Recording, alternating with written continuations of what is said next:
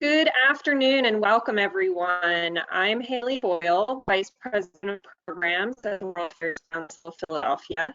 I'd like to start off by thanking the African American Museum in Philadelphia, the Museum of the American Revolution, and for partnering with the World Affairs Council of Philadelphia on this webinar.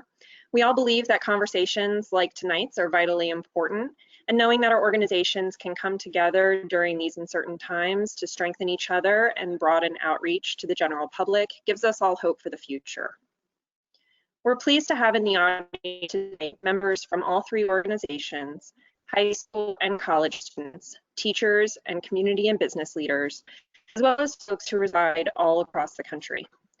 If you have any technical issues come up during the program, please use your question bar, or for those of you logging in via phone, it'll be a question icon, and I'll do my best to help you behind the scenes. We'll be taking questions from the audience throughout this discussion, so please be sure to send me your questions for our speakers by typing into the questions tab or icon. If your question is selected, I'll be reading that out loud. So on to our discussion. This afternoon, we're pleased to welcome Ivan Henderson, the Vice President of Programming at the African American Museum in Philadelphia, R. Scott Stevenson, President and CEO of the Museum of the American Revolution, and Craig Snyder, President and CEO of the World Affairs Council of Philadelphia.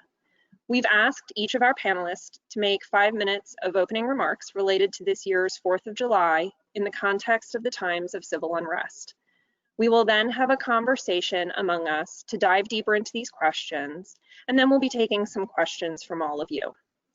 So Craig, can we start with you and then go to Scott and Ivan for opening remarks?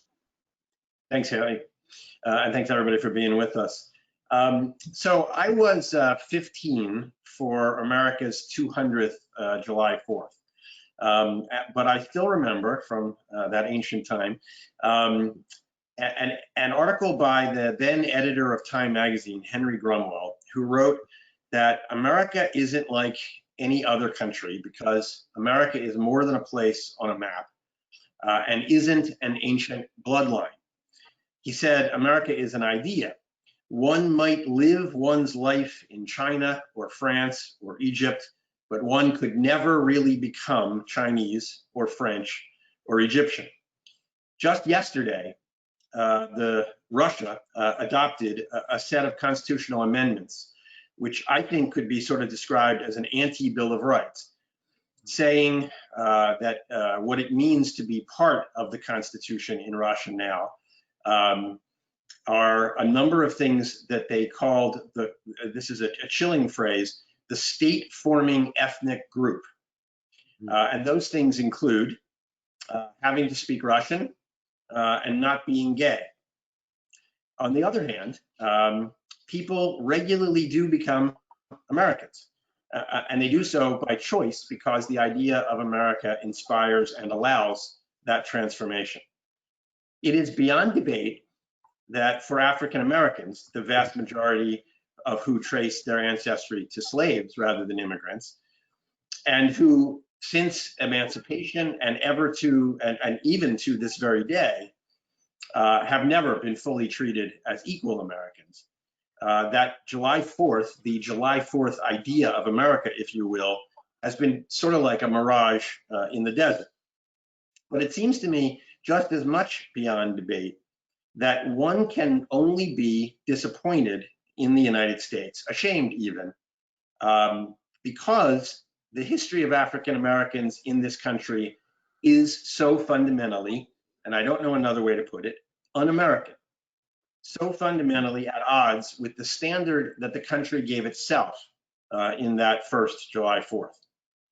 One can be outraged and should be outraged by abuses of human rights, women's rights, minority rights in places all around the world. China's actions just now in Hong Kong in its east, the Uyghurs in the west, these new amendments to the Russian Constitution, and many other examples. One can be outraged by those things, but one can't properly be disappointed because these other countries are not acting in violation of their principles. They're acting in execution of their principles. It's a very different thing. So in many ways, this is a very hard year and a needed occasion for hard thinking about the 4th of July. A number of Americans, I think, feel that there is nothing much to celebrate about American history, or at least that the evils on the side on one side of the scale, particularly with respect to race, outweigh the good when the two sides are put next to each other and measured.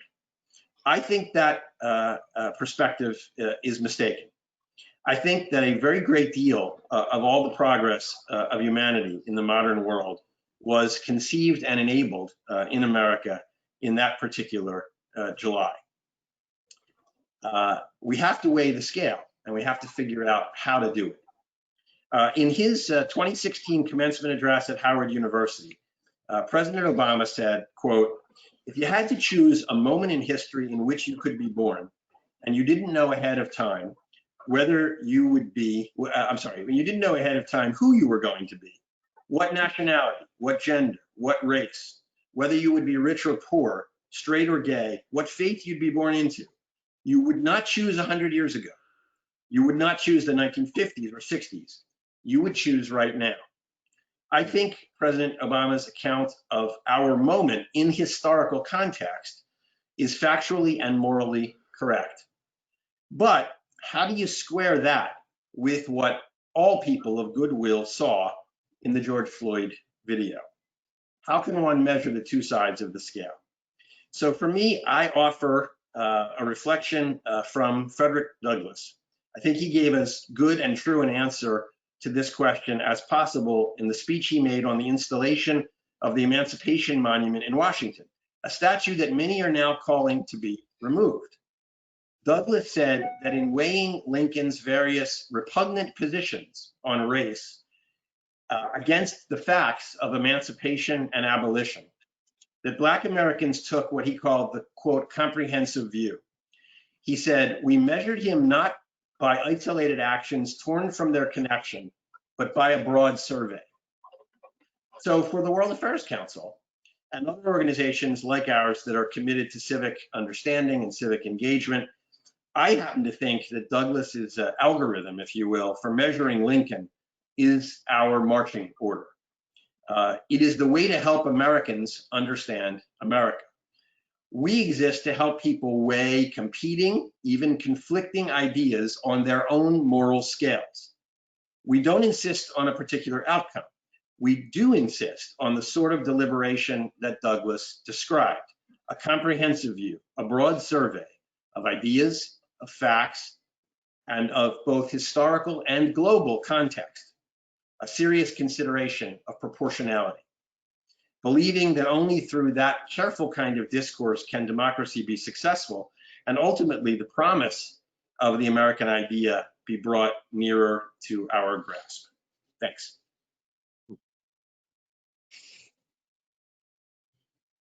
Scott? Thanks, Haley, and thank you, Craig. Well, so I'm sitting in the Museum of the American Revolution right now at 3rd and Chestnut Streets. If I look straight ahead out the window in front of me, I'm looking at Independence Hall. About 20 feet to my right, and on the side of the building is the second paragraph of the Declaration of Independence, beginning, "We hold these truths." A block to my left is Robert Bell's bookshop, the site where in January of 1776, in an English immigrant, Thomas Paine, penned Common Sense and wrote the words and the aspiration, "We have it in our power to begin the world over again." And so I'm thinking about the 4th of July as it really has always been report card day for the American Revolution. Generations going back during the actual War of Independence itself, the generation that had emblazoned on its flags and on its currency exitus and dubio est, the outcome is in doubt, who were uncertain whether their experiment in republicanism and self-government was going to succeed, began asking questions every 4th of July. And there's a wonderful methodology for looking at this, which is reading the newspapers over the last 240 some years about what people were toasting on the 4th of July. during the war itself, these toasts often anticipated the effect that this revolution would have on the world. So toasting, for instance, freedom for Ireland in the 1770s, in the 1780s. We had a wonderful talk at the museum, a virtual talk with author Caitlin Fitz this week about the connection of the revolutionary generation with Latin America, and an amazing story that I think very few people really understand in this wonderful book called Our Sister Republics, pointing out that in the period just after the War of 1812, there was this a baby boom of what Caitlin has called baby bolivars. Children, and not just in cities, I mean in rural Kentucky, who are being named after Simon Bolivar, boozy toasts at 4th of July picnics to our sister republics, to Venezuelan independence. So the 4th of July, a time to reflect on how is our revolution changing the world. As Craig pointed out, Frederick Douglass in the probably one of the greatest pieces of oratory in all of American history, his 1852 oration on the 5th of July in Rochester, "What to the American slave is your 4th of July?" where importantly, I think, and we'll probably get to this a little bit later in the talk as we are reflecting on the Declaration and on the questions of monuments and many things in public discourse right now. He described the Declaration of Independence as the ring bolt in the chain of your nation's destiny. And he talked about the principles contained in that instrument, as he called it, as saving principles, though, and said, stand by those principles, be true to them on all occasions, in all places, against all foes, and at whatever cost. So thinking of the 4th of July as a time to sort of hold a mirror up to ourselves, or frankly, for others to hold the mirror up to us and ask us, are we living up to those ideas of the Declaration of Independence? We've also asked ourselves, who is part of the American Revolution? And Abraham Lincoln, most famously in his 1858 oration in Chicago, the speech that's become known as the electric cord speech, took up this question of immigrants who've come to the United States, since the founding of the United States. And it's this question of, well, what about, we all gathered together, and here he's talking about people like himself who have parents and grandparents who lived through the era of the Revolutionary War, were part of that founding generation, and they come together at the 4th of July and they reflect on the achievements and the prosperity that had come to them as a result of those actions of what he called those iron men. But he conceded that for half of the nation at this point, these were not people who were descended from those who had been living in the United States at the time. And so what is their connection to the American Revolution, to the Republic? And he describes this electric cord in the Declaration that he says, links the hearts of patriotic and liberty-loving men together, and that will link patriotic hearts as long as the love of freedom exists in the minds of men throughout the world. He literally says that by feeling this moral sentiment from the Declaration of Independence, that they become flesh of the flesh and blood of the blood of the revolutionaries. So vastly expanding and kind of confirming this American identity, again, going back to Craig's opening thoughts there, as an identity that one can join actually by this simple act of affirmation and feeling of connection to things like inalienable rights expressed in the Declaration. And so now, we're staring at July 4th, 2020 ahead. And I have to admit, if this is report card day, I'm thinking back to a few times when I walked home a little slower than usual from school with that sealed manila envelope, wondering what was going to happen when I presented that to the parents at the end of the day, and wondering what their response would be. But that's the spirit in which we here at the Museum of the American Revolution are thinking about 2020, the past, the present, and the future that we all hope will continue to move and bend toward justice and a better way for all people. So thanks. Thank you, Scott. Ivan? Yeah, thank you both, Craig and Scott. And I won't repeat, some of the things you said, but obviously some of the points of reference, some of the big ones, but also the particulars of Frederick Douglass's words in particular have always resonated with me. But Scott, to your last point, it's interesting that, the people are the folks giving the grades, and the people are the parents to whom we're taking home that report card, and sort of dragging our feet. And so, for me, the 4th of July is always a chance to think back to a moment where folks stood on the precipice of hope and of possibilities, and captured all of those ideas, all of the potential good that could come from that moment of Declaration of Independence.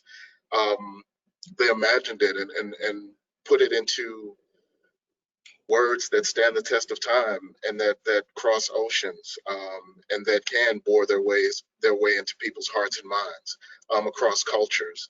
And so in a way they did, almost too good a job, because we also know all the secrets, the secret motivations,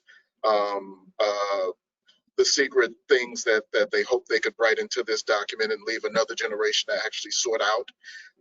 We're now facing that. That's what part of this reckoning is about. So for me, like for everyone else, the 4th of July every year is a chance to reflect. I grew up knowing about the 4th of July from the moment I could speak and remember things. I also grew up knowing about the history of enslaved Africans in this country. I'm the descendant of some of those enslaved Africans in this country. And my family, our socioeconomic collective picture and timeline reflects that in a lot of ways. But I didn't always learn about June 19th. Not that it's equivalent to July 4th, but we knew everything that occurred, around enslavement of Africans, and we even know everything that's occurred in this country since emancipation. But we didn't take the time necessarily to teach about that day, that America, in a way, released itself. And trust me, the country released itself more than it released Africans on that original Juneteenth. But we don't talk about that day. And so, for me, there's an opportunity, I think, to think of all the weight of the words of the Declaration of Independence this year, but also think about how potentially hollow those words can be every year at this time.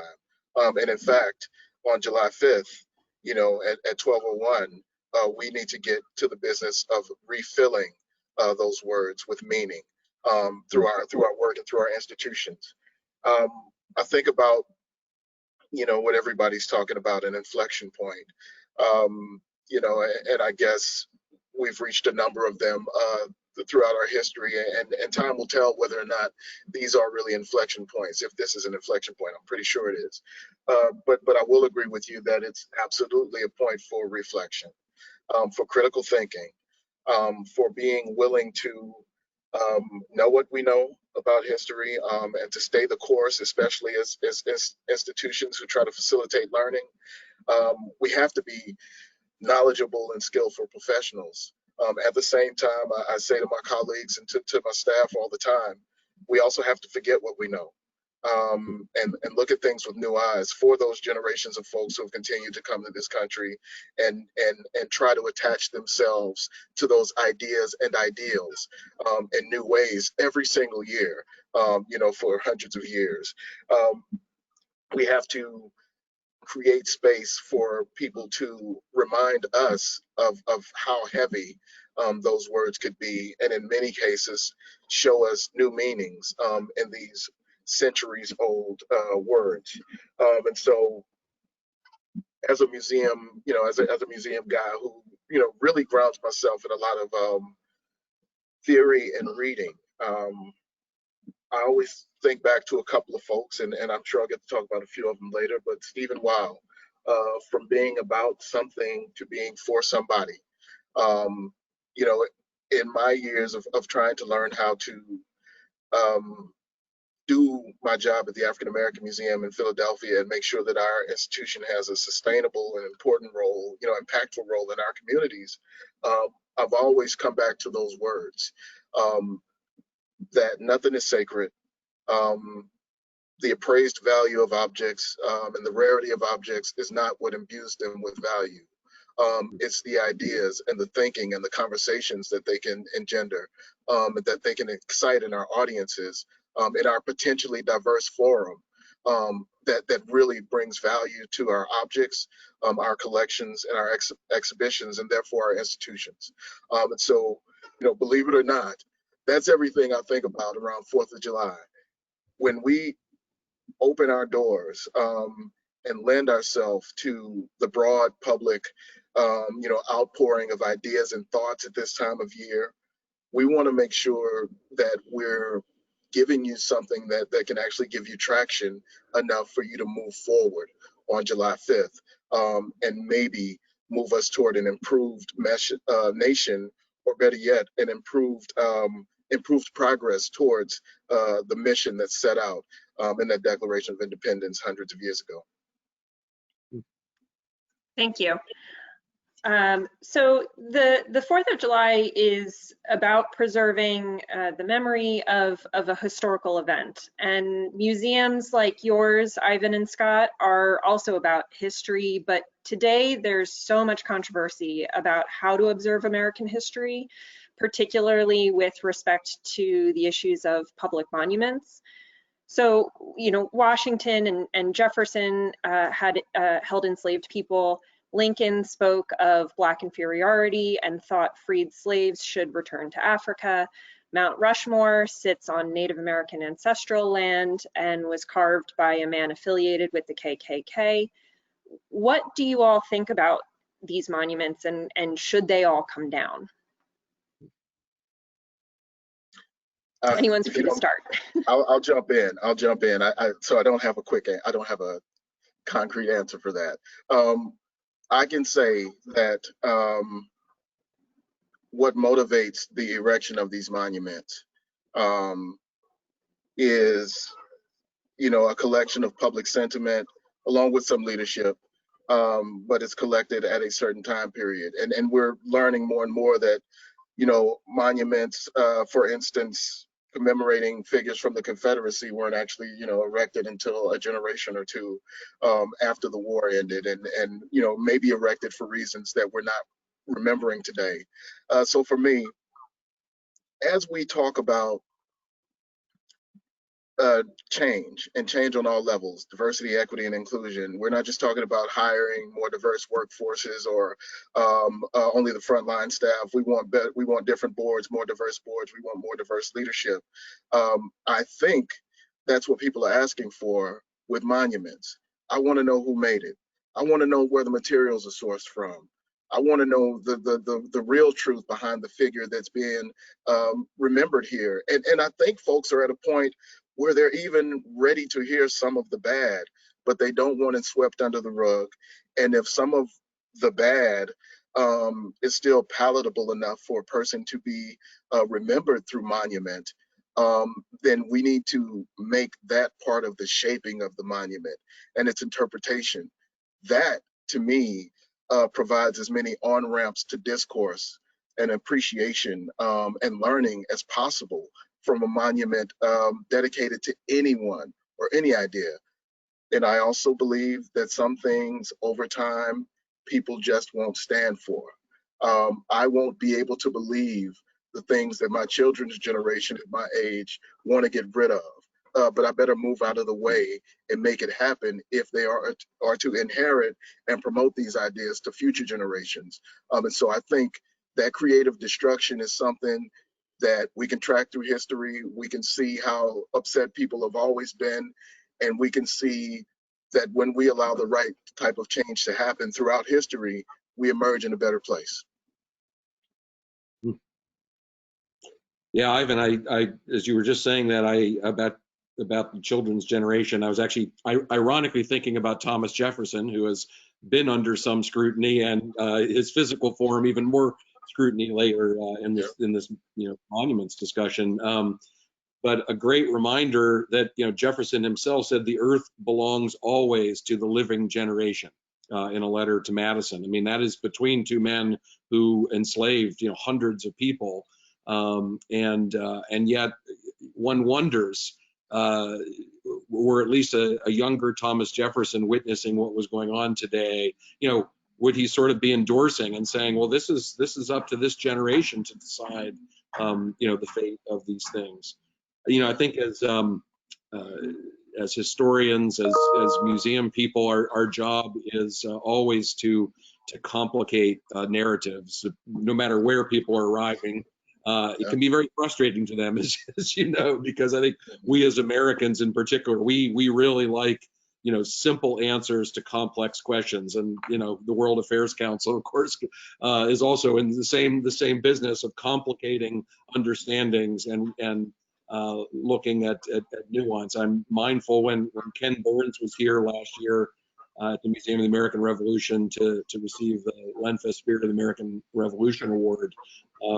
He actually spent an afternoon with a group of Philadelphia high school students who were interested in kind of filmmaking careers, and that was, you know, much better than the time we spent in our suits and ties that evening eating expensive appetizers. I mean, that encounter was fabulous. And one of the things he talked about was kind of the power of the work that he does is that it starts with the recognition that your heroes are always flawed, and even, you know, there's always something redeeming about every villain, and that the gray space in between is the human condition. And so just as I think about monuments, you know, here at the museum, and I swear we didn't plan it this way when we opened the museum in 2017, but as for those of you who visited, and I know, you know, Craig, Ivan, Haley, you've all been here, we do a lot with the tearing down of a very large statue of King George that happened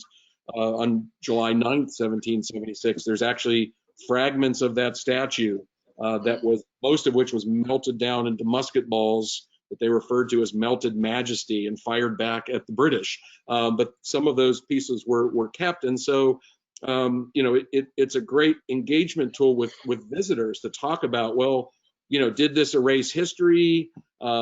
You know, how George Washington, of course, you know, didn't like George III very much, but actually admonished the soldiers who had torn it down the next day. And so some amazing conversations can happen around this question. I mean, this is an absolutely true story. One of our education managers was down there one day, and there was a guy with a red MAGA hat on standing next to a guy with earrings and a Grateful Dead, you know, tie-dyed shirt, having a discussion about what would you have done if you were standing there, you know?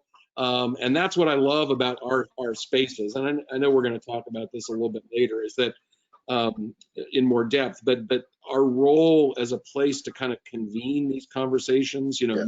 Museums are some of the most trusted institutions in terms of information. And so, you know, I won't answer the question of should they be torn down or not, but I want to bring you all together and have that discussion. And I think we're kind of a safe place. What we have to offer is that historical context with that deep research that exactly answers those questions you ask, Ivan. What was the purpose? What was behind the original act of erecting this monument? And then we can have discussions about the negative and the positive aspects in every one of those people that's been commemorated.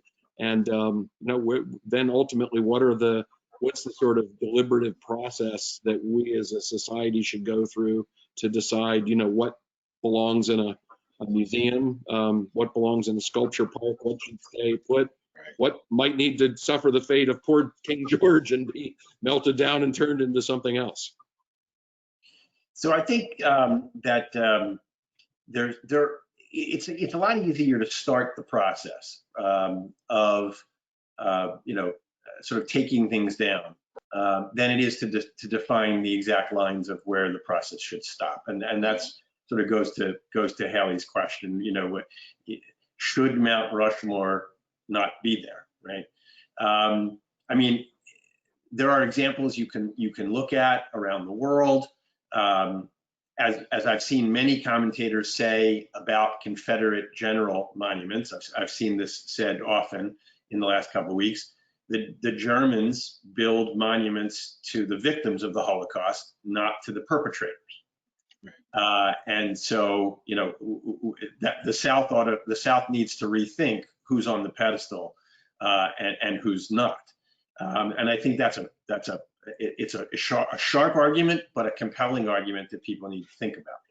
On the other hand, then you get to the question of, you know, is the Washington Monument and the Lincoln Memorial and the Jefferson Memorial, the whole National Mall, in some ways, right? It is in some ways, in a lot of ways, a monument to slavery. And yet it's also a monument to this idea that we're talking about that is the opposite of that. How do you balance that? And I think that conversation is probably a never-ending one for the country, and that's a good thing. And I think all of our institutions are here to kind of foster those discussions. Yeah. I just want to add on really quickly to that too, just that to those points, I also wonder about who should have been honored, who could have been honored in those same spaces. And if the space is finite, you know, or if the central spaces that are vaunted are finite. You know, I feel bad for anybody who's toppled, you know, after generations, but I also feel bad for anyone who was never recognized. And we know there are so many of them, he's, she's, and others who haven't made it into those spaces. And so I'm always sensitive to that, although I don't offer concrete answers. Thank you. So Scott, you alluded to this a little bit, but let's take a step back. I'd love for each of you to tell us a little bit about your respective civic institutions and how your organizations contribute to civil society here in Philadelphia. Scott, can we start with you? Sure, absolutely. Yeah, I guess we're the youngest organization represented here today. The Museum of the American Revolution opened in April of 2017 here at 3rd and Chestnut Streets in Philadelphia, so just 2 blocks east from Independence Hall. And we are a 118,000 square foot museum with about 16,000 square feet of core exhibition space, theaters. One of our sort of most iconic objects is General Washington's Revolutionary War tent, the kind of mobile field headquarters that he used through much of the Revolutionary War. We're also very keen to point out he was not the only inhabitant of that. He shared those quarters with an enslaved man, William Lee. And so I've often reflected on the President's house, which is just couple blocks from where I'm sitting here, and is of course is a memorial to the enslaved people held by George and Martha Washington. We've got a sort of version of that, another house of the commander-in-chief that also captures that American paradox of liberty and slavery. So we're until COVID put a temporary pause on our operations, we were serving about 70,000 school children a year through our doors, and a couple 100,000, general admission visitors from around the nation, around the world.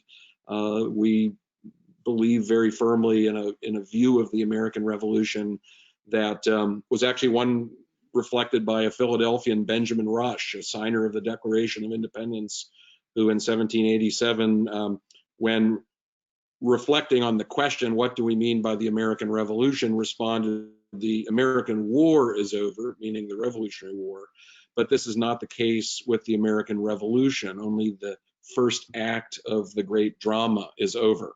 And so for us, what we mean by the American Revolution is this promise, this experiment in self-government, in equality that is unfolding still. It will never be finished because it's a process, and it's something that's got a report card day, as I said earlier. And so, we see ourselves as a space that, again, brings people who arrive with many different entrance narratives about what America is, about what the founding is, what their relationship to that story is. And we're really proud of the work we've done in just the first couple of years of our existence. Thanks. Ivan? Oh, you're muted. Ivan, I think you might be There we muted. go. Sorry about that. There we go. So yeah, our museum, the AfricanAmerican Museum in Philadelphia, was born on Juneteenth, 1976, so around America's 200th birthday. And I always like to remember that as a not only as our birth point, but once again, as we come around to these July 4th conversations, just the season of justice, the season of justice that we're able to reflect on every year. So we're pushing towards our 50th birthday. Of course, we deal with African American art, history, and culture, which means we deal with the whole person, the whole community. We don't necessarily see hard lines between those three words that we use to describe our mission. We consider ourselves a comfortable place for uncomfortable conversations, a safe space for difficult conversations. So many African Americans are born into and wrestling with and affected by, all the paradoxes baked into the American experiment, from day one, and are aware of it, even if many of us cannot articulate it from day one, we still feel it. And so at our museum, we have the charge, the responsibility to remember that Black is not a monolithic thing. African American is not a monolithic thing, but something that continues to change and be updated with every generation. Both those who are descended from enslaved Africans, but those who continue to come here. We are learning to understand that there are broad connections across oceans and time that have to do with Black and Brown experiences worldwide. And I think in general, over the years, we've been growing into and discovering the fullness of our mission. Black art, history, and culture is one thing, but to begin to stretch our minds to think about what that might look like to an outsider, to someone who isn't of African descent, and once again, to occasionally forget what we know so that we can imagine all the scenarios for intersectionality that inform Black experiences. All of those things go into our cooking and into our planning to allow us to try to have a vibrant marketplace of ideas, not only for affirming for people of African descent, but also, folks come to museums to do identity work. So says Jay Rounds. And so we have an opportunity to really, when we're doing our work well, provide those on-ramps to discourse that I talked about earlier. There should be as many open doors, experiential open doors into our museum as possible. And so our job is to make sure we provide that for a broad community. We're about agency. What did African Americans do? What are we doing? What are we thinking? And what have we produced? But we still believe those ideas and lessons are lessons that are to be consumed by a much broader public. Thank you, Craig. So I think most people watching know what the World Affairs Council is, and for the last 71 years, we've been a platform in Philadelphia for exactly what Ivan just said, a comfortable place for uncomfortable conversations. Have people talk about different points of view. In his Nobel laureate lecture, Martin Luther King said the most powerful thing in the world was unarmed truth. And we still think that's true, unarmed truth. We also think that to get to the truth, you have to have a clash of ideas. You have to have that marketplace. And there's an idea, I think, gaining currency in this moment, that to be apolitical, to not have an advocacy agenda, is to be complicit in crimes. We don't think that. We think there's a place for advocacy, vital place in our society, but there's also needs to be a space for non-advocacy. simply a platform on which the different points of view can be shared, aired, debated, and let people decide. Thank you. So I think as we approach July 4th, it's difficult, if not impossible, not to acknowledge the many crises that face our country and are causing many to question America's commitment to its founding ideals of liberty and equality. Many are confronting these questions for the first time in their lives, but there are many others around the country who have felt excluded from these founding ideals for most, if not all, of their lives. We're facing a pandemic, an economic crisis, racial unrest and a reckoning with policing, an upcoming presidential election that could be one of the most contentious in US history. What do you each think is the role of civil society as a whole in times like these? Do civic organizations like the three that you represent have a deliberative role in peace building and conflict resolution? And if so, to what extent? I'll let anyone jump in. Yes. So I guess where I would focus, where I guess I'll be kind of maybe autobiographical or personal in the way I'll answer this. You know, although I'm the president and CEO, I'm by training a historian and my background is a curator. So my role, you know, was in working with a great team to kind of put the experience at the museum together. And, you know, one of the questions we had to confront was, you know, early on, there's kind of the marketing effort is to describe what the vision for this new thing is that's not going to be here for years. And they started using this phrase, and we're going to tell the complete story of the American Revolution. Well, if you think about that for just, you know, a couple of minutes, you realize the audacity of such a claim and impossibility of achieving that. And so we sort of tell a story of the American Revolution, not the story of the American Revolution, but it is a kind of warts and all story that's very driven by individual stories of people and communities and the way we, you know, sort of knit them together to take you along this journey. And so the measure of success for that for me is not better scores on the US, you know, AP history exam in any way. It is a kind of, at the core, a kind of empathetic reaction that visitors have when they're confronted with sometimes very uncomfortable truths, or sometimes a different perspective on something they think they knew, or a way of feeling themselves like they're personally connected to that story.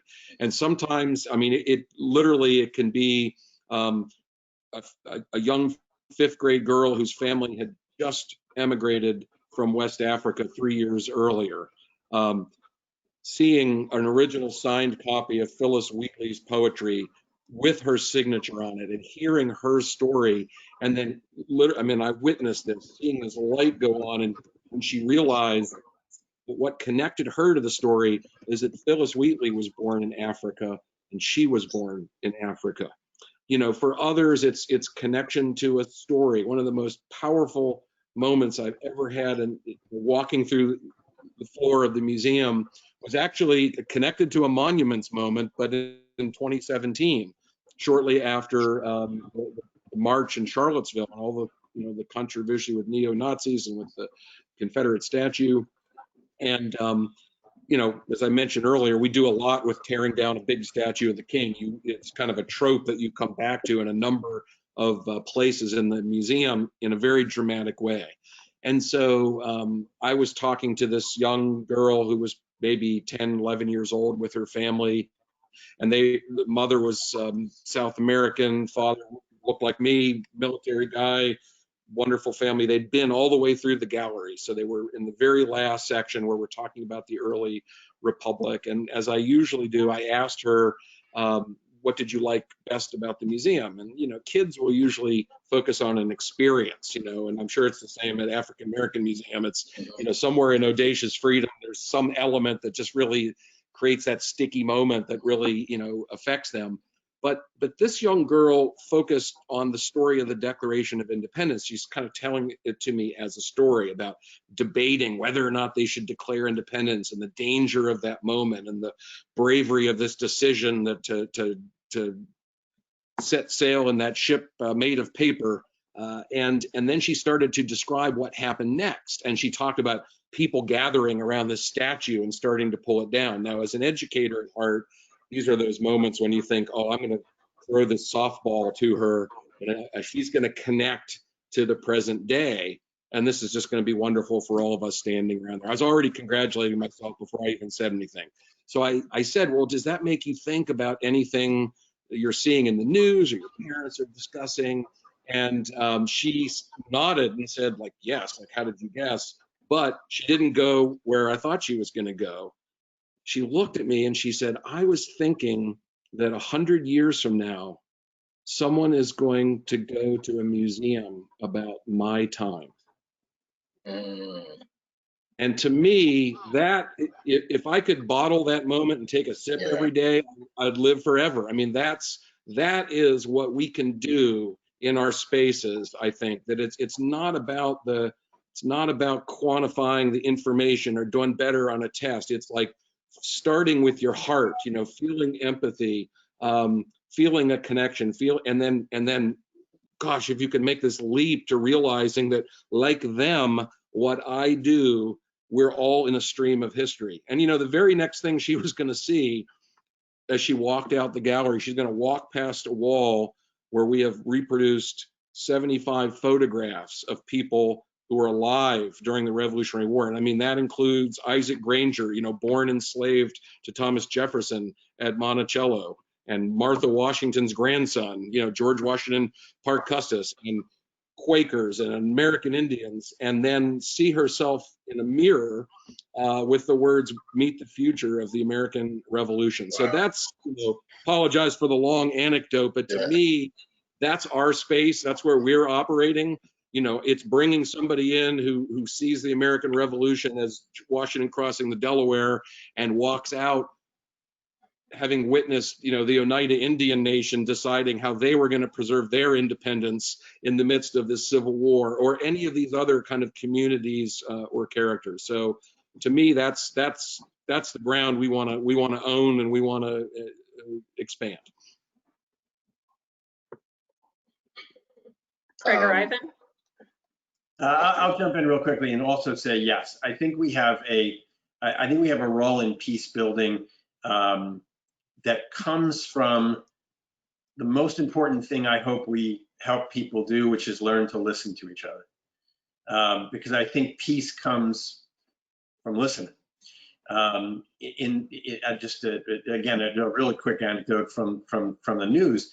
In the last couple of days, I've seen these videos of conversations that have been going on at the Emancipation Monument in Washington that I mentioned earlier. And it's really striking.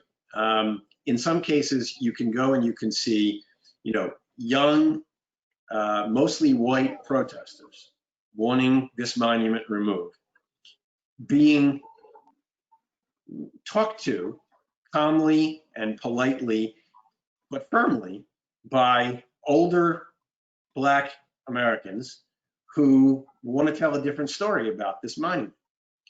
And again, I'm certainly not here to talk about who's right or who's wrong, but the point is, what I've seen is what Scott said, the light go on, of both sides of that equation actually listening to each other and considering things from a point of view they'd never considered it from before.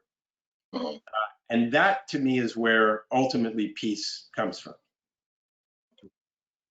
Yeah, and I'll agree with both Craig and Scott. And just, to add to it, I think it is important for folks to be able to locate themselves on a continuum. And hopefully that's what our institutions do. I go back to the idea that we have to be aware of who we are and what we're doing. And so for me, at the African American Museum, we take great pains to understand the continuum of activism, the continuum of oppression, and all the different continua upon which African Americans find themselves, so that we always have a point from which to engage folks in conversations. We want to stay in our lane as a museum. We want to, remain that forum. We still exhibit things, and we still go through our mission. But every opportunity that presents itself for us to bring our mission and those objects and those labels to life, and to animate them in a way that has an impact in a person's life, is what we see as part of our role at a time like this. The trick is, going back to doing that identity work, is that the conversations we have in museums, the conversations we facilitate, may indeed represent breakthrough moments, things that you can see, and some that you don't. And so, that's where some of our maybe the things that bring us into these professions, and some of our faith in each other, and in people, maybe has to come in. I was saying before we started, we have to do our best work to facilitate the conversation today around July 4th, and understand that maybe in 2 months, 2 years, or 20 years, someone listening will recall this and actually have something change in their mind or in their life or in their interaction with another person based on some thought that started today. So it's that hopeful, butterfly effect of our museum work that we have to have faith is occurring.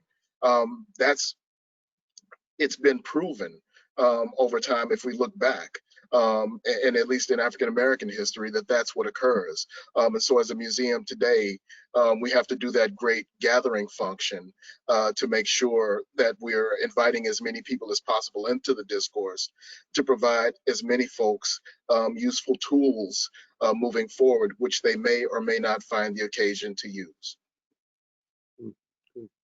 Thank you. So we have a question from an audience member here.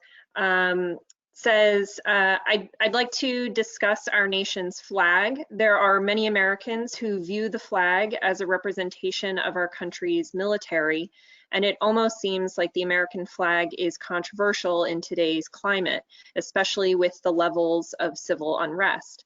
How do you see the American flag as a symbol of modern America, and do you believe that it will survive the coming decades as we continue to progress as a country? Again, anyone who wants to jump in. I'll jump in on this one. So I think the thing that is unique about American patriotism, as distinct from other countries, going back to what I said at the beginning, is that America is an idea, not just a place on a map or a bloodline. And when you view the flag, you're going to project onto that flag your idea of what America is. But the thing about American patriotism is that you can salute that flag by being William Harvey Carney, the African-American Medal of Honor winner from the Civil War, who received belatedly, much belatedly, his Medal of Honor for an incredible, a superhuman act. The man was shot several times in a Civil War battle, but refused to let the American flag fall to the ground. That's a way to salute the flag. But when Colin Kaepernick knelt, that's a way to salute the flag as well. That's what makes our country different than any other. Yeah, I think it's, I don't know if our flag will survive. I think it can, because I do think it is a symbol of something much larger. And I think that, that thing that it symbolizes, that thing that it should call to mind, is a thing that will, move people to action on the flag. And so they have to see how it's playing out. The backdrop, behind that flag. How is it situated? Who are the players? Who are the voices on that landscape? I do think our idea of that flag continues to change, and especially folks who are not American, I'm sure, you know, changes drastically from year to year or administration to administration. And so I think the flag can survive, but I think its survival or people's the ideas that people draw from it or can be in danger as well, just like everything else associated with this word America. And I just want to introduce a little bit of attention to that. I'm not so confused about the paradox here. You know, part of me believes and has seen that, you know, the words and the ideals, and folks, you know, I'm not making this up, I'm not saying this for the first time, but all of those words, all of these ideals that so many of us want to hold ourselves to and adhere to and imagine is at the root of America, may have just been written, you know, as a control mechanism for the master class to use to subvert the rest. I think that's, you know, a rough way of putting it. But we've also seen, you know, it play out over time in that way, or at least we can understand how some people see that. And so I think the survival of the flag has to do with people's ideas around what the flag means, what these words in these documents that guide us actually mean. Do they have weight for everyone, or do they have weight for some? I think we're wrestling with that. And I think the survival of any symbol has to do with that. Thank you. So one last question from an audience member here. As a firm believer in listen, learn, and lead, and taking Craig's lead to listen, how and what can we learn by listening to those who view recent protests and protesters as out of control radicals, destroying our history and threatening our freedoms, economic successes, and way of life? You sure we're not out of time? We've got about 4 minutes left. If anyone has any closing thoughts on that. So I mean, I would just say that it is important for everybody watching here, and by having watched, you made a commitment to this kind of discourse that we've all been talking about. It's important to recognize that there are really conflicting views of these recent events, and that in order to know what you think, you may not feel that you have to hear some of those other perspectives, but I think you do. I think you have to engage with them. You have to see what the motivations may be, good or bad. You have to see what the sources of information that they're relying on, because those sources may have real power. And then you can draw your own conclusion. So you may come to believe that some of that narrative that was included in the question has some truth. You may come to believe that none of it has any truth. But if you don't engage with it, or if you take the view that anyone who articulates it is somehow, well, not American, right, un-American, then I think you sort of miss the point of the way democracy has to work. Yeah, I mean, I think it's the hardest kind of listening, and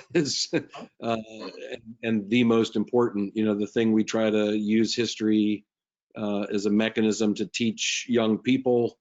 You know, I think it's important to remember in times like this how violent and contested and multivariant the American Revolution was. It is a story that required a lot of cleaning up and rewriting for generations afterwards to become the version of our founding that many people longingly say, well, you know, we should teach that history, and it's this revisionist history has, you know, emphasized the wrong things. And I think the greatest anecdote to prove that is our, you know, Philadelphia resident Charles Thompson, who was the Secretary of the Continental Congress from 1774 to 1787. So he was in the room where it happened. I'm looking in the building right now. And he wrote a 1,000-page history of the American Revolution. could there have been anybody more, situated to tell this amazing story? And I'll bet nobody watching and no one on the screen here has ever read it, because he destroyed the manuscript. He consigned it to the flames because he concluded that the actual story, though, to paraphrase, the way the sausage is made, isn't the kind of story that a fledgling republic needs. It needs heroes. It needs to believe that there was unanimity. And he said, if people knew what had actually happened, this does not serve the cause of unifying and creating a nation. And so it's our job to complicate, to return to an earlier point, pull those threads apart, and a reminder that there's much in what's going on today that would feel very familiar to that long ago generation whose elderly photographs are on the wall of the museum, to the point where we even have a statue that was torn down and a piece of it on display in the museum. For my part, I think it's important. I think for African American communities with so much knowledge of where they've been, and who have been screaming to be heard and have the microphone, I think it's difficult, but I think it's important to imagine, remember where you've been, in terms of not being heard or not being understood or not even having a chance. And once again, look with new eyes when you can and listen with new ears to those with whom you do not agree. That's part of being that forum, but it's also, fulfilling that contract, imagining that you are just as human as I am, and that you've reasoned out your ideas just as much as I have, and that you have something to say that is just as valid as what I believe I have to say is. I think that's important, because I think our differences are around the margins of our beings. We have to get close to each other, and bring those difficult and incongruent margins together, so that we can actually bring the core, which is the same, closer together between people. And so I think we have to get into the mess. My theater friends say, no conflict, no drama, no play. And so I think we need to open ourselves to the conflict, to have the drama, to play together, and move forward together, if that's what we want to do. And so I think we have to have those open ears and open hearts and lean into it when it's most difficult. Beautiful. Well, I got to say that's a great place to end tonight's conversation. I just want to thank everybody so much for joining us this evening. And thank you so much to Ivan Henderson and the African American Museum in Philadelphia, Scott Stevenson and the Museum of the American Revolution, and Craig Snyder and the World Affairs Council of Philadelphia. Thank you so much again, and we wish everybody a great night. Thank you. Thank you for having us. Yeah. Wow. Take care. I'll see you in the field. Bye.